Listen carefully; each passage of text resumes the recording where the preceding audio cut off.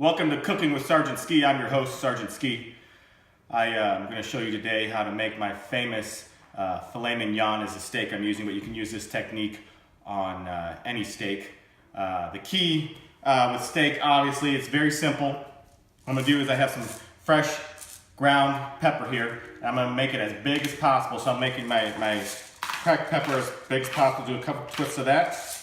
And then what I do is, you want to find the coarsest salt you can find. Just put a little bit on there, and then what we're going to do is, you can see how this is pretty opaque. Once the salt becomes clear, we're going to flip it over and do the other side. As you can see, it doesn't take much. So we're going to wait for that to become clear, then we're going to flip it over.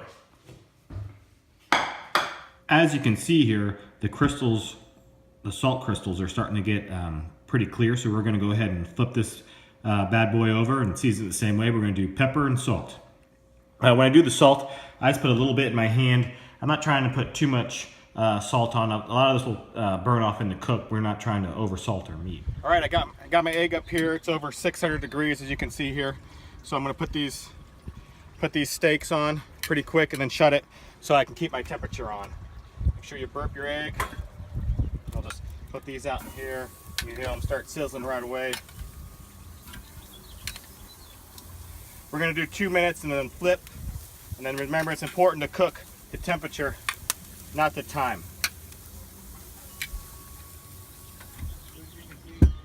All right, it's been 2 minutes. I'm going to go ahead and start flipping these steaks over.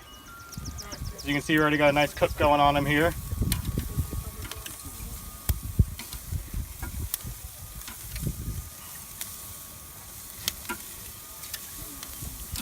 Oh yeah, you hear that sizzle?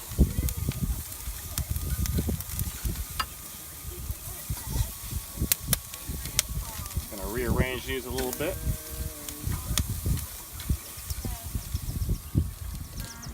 We'll go another full 2 minutes at high heat. Right, so these steaks have been on for an additional 2 minutes on the other side. These fillets are pretty thick, so I'm gonna probably have to put them on for an additional probably 4 to 5 minutes just because of how thick they are. I'll give you an idea of how thick they are here. So I'm going to flip all these, then I'm going to shut my egg down because my sear is done.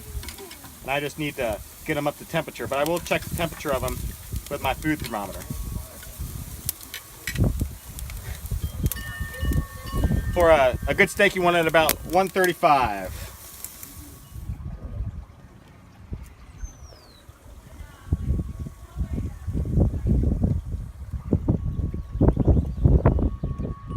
So these steaks here are done.